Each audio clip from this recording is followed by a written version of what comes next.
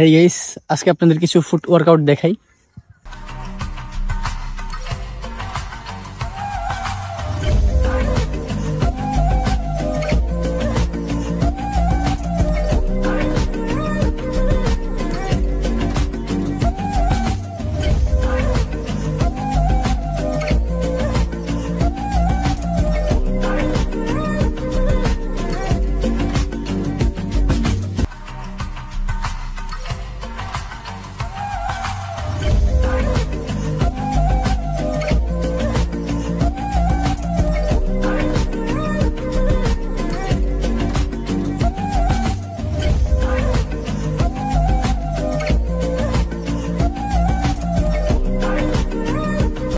যেগুলো দেখাইলাম এগুলা সেট আকারের করলে ভালো হয়।